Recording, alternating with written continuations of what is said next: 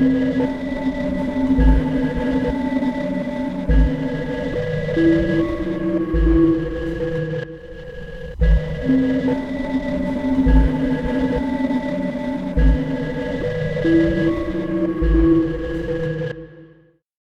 ранняя книга, в которой есть дата, которая не вызывает никакого сомнения об ученых, является книга пророков, библейская книга поздних пророков, переписанная где-то на Ближнем Востоке, мы не знаем где, в 916 году нашей эры.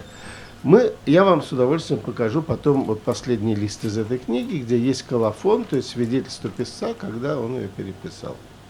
Это главное научное знание, с которого сегодня начинается любой учебник по истории книги. Если взять любой учебник, которого, правда, не было, по истории книги до, например, 1976 или там 79 или 80 года, там будет написано совсем другое.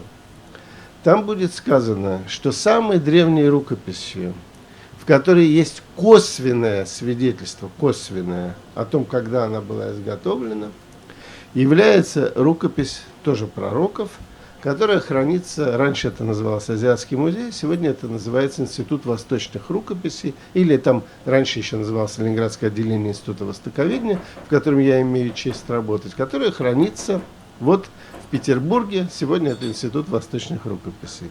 Что это за книга и почему она так датируется? А в ней как раз есть владельческая запись.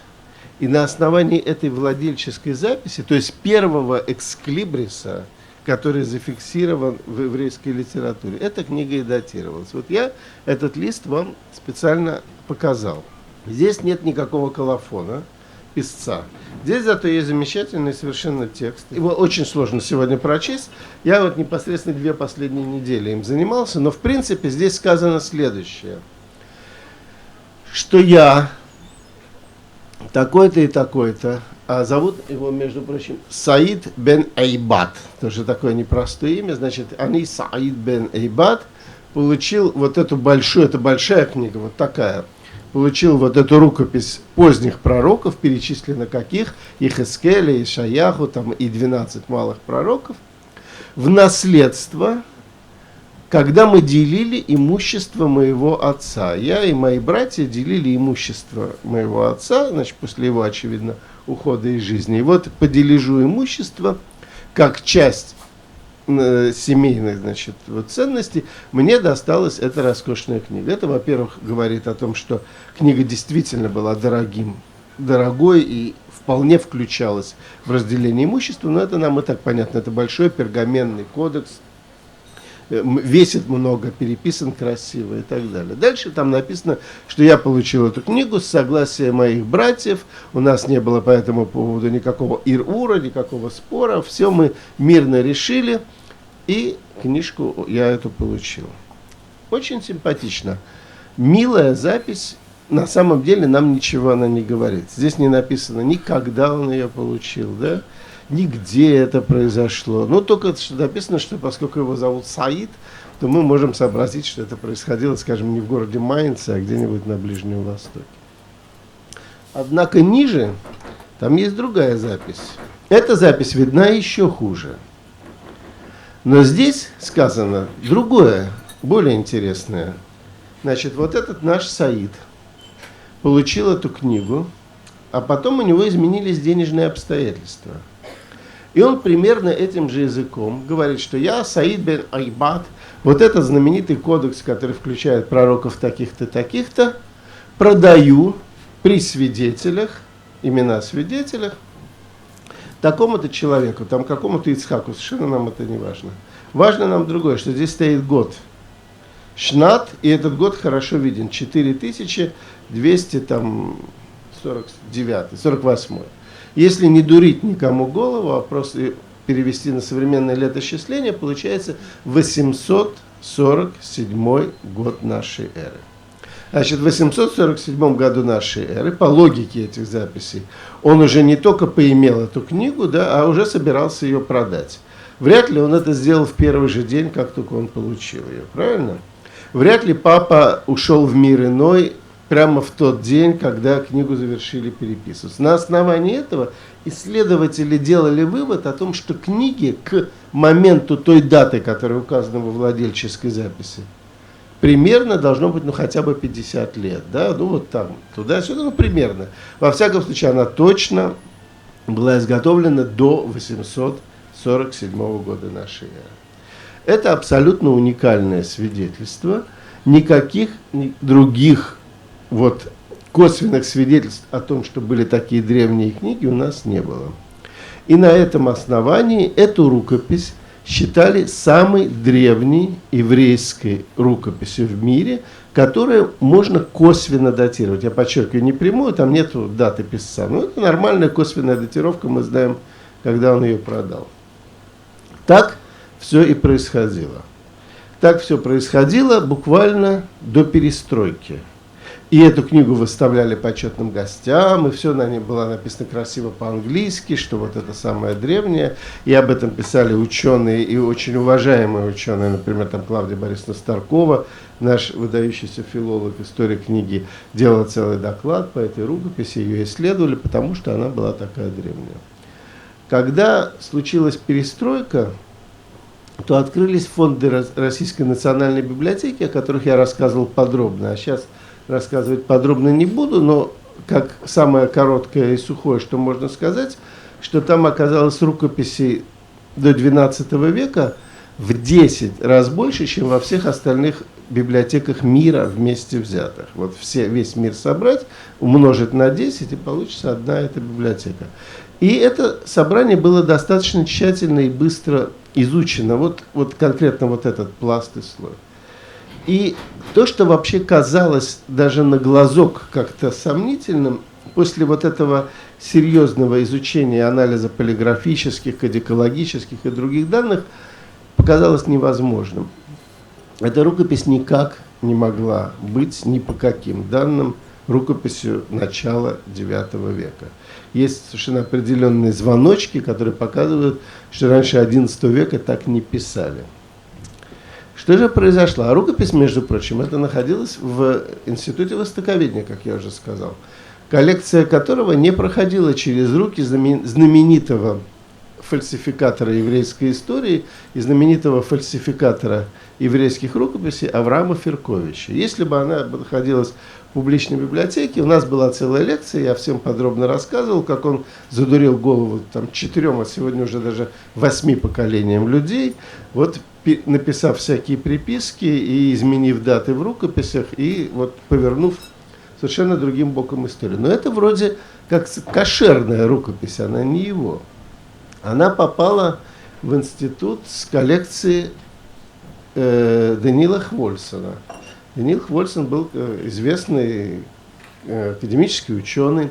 Он умер в 1910 году. Как, не знаю, могу кому-нибудь дать такой совет, но думаю, что в наше время это не проходит, а в XIX веке, в начале XX века было очень принято продавать при жизни свои библиотеки с условием, что пока ты не умрешь, они у тебя дома находятся, и ты ими пользуешься. Так сделали несколько великих еврейских библиографов, в частности, Морис Штейншнейдер, самый главный. Он лет за 40 до своей кончины продал очень дорого свою библиотеку, и потом чудесным образом на эти деньги жил, на эти проценты, и книги никому не давал. Хвольсон тоже заранее запродал свою библиотеку Азиатскому музею, и она в него поступила. И меня эта история очень заинтересовала, потому что, во-первых, я отвечаю за эти книги, во-вторых, я твердо знаю, как палеограф, что она никакого не IX века, и в-третьих, всем лень читать эти приписки. Никто их один раз прочли, давно зафиксировали это, записали в каталог, и никто их больше не читал. И я достал снова этот том, и стал я, вникать в его историю, в историю его попадания в библиотеку этого знаменитого Хвольсона, и выяснил то, что это так называемый знаменитый Карасу-Базарский кодекс. Карасу-Базар – это место в Крыму, сегодняшний Белогорск, если я не ошибаюсь. Сегодня это такая дыра, как мне представляется. А в середине XIX века это был очень крупный центр раввинистического иудаизма в Крыму, где была знаменитая старинная синагога, которую как раз наш друг Феркович и разорил полностью, разорил и отнял у них все эти рукописи. И оказывается, эта рукопись тоже была у Ферковича, а потом он ее передал вот на анализ господину Хвольсону. И тогда в некотором смысле становится понятно, что произошло. Произошло следующее. Здесь есть вот эта вот запись владельческая, где зафиксировано то, что этот самый Саид получил действительно от отца эту книгу. Эта запись хорошо читается. Она написана на нормальном средневековом талмудическом иврите. Здесь есть обороты, вот это «велоле ар-эр» и так далее, которые свидетельствуют о том, что это, ну, как бы форма клише документов абсолютно принятых. Почерк этой рукописи тоже хорошо виден. И я еще этим серьезно не занимался, но вот так на прикидку я бы сказал, что это там 13-й, например, может быть, начало 14 века. То есть вот он написал, никого не обманывая, гораздо позже. Когда эта рукопись попала в руки фальсификатору, он что сделал? Он переписал, он сделал приписку к приписке. Вот эту приписку написал фальсификатор уже в 19 веке. И в своей приписке, повторив стиль предыдущей записи, настоящей, вот тоже, те же пророки, снова их перечислил, он ввел косвенно дату продажи. И вот эту дату он написал так, что вся приписка очень тяжело читается, буквы полустертые, ты ничего не видишь, а дату ты видишь прекрасно, потому что она единственная, которая ему здесь нужна. Надо ее вот продать в таком виде. И когда он это делал, он, конечно, не понимал, что палеография в какой-то момент превратится в науку из кустарного ремесла, и мы будем знать, как развивался вообще курсив, и что вот таким курсивом в IX веке никто написать не смог бы, даже если бы очень захотел, и так далее. Ему это было невдомек. Но, тем не менее, вот это прекрасная иллюстрация того, как фальсификация того, о чем мы с вами говорим, то есть, по сути дела, книжного эксклибриса, да, первой записи о владении книги, ввела в заблуждение исследователей.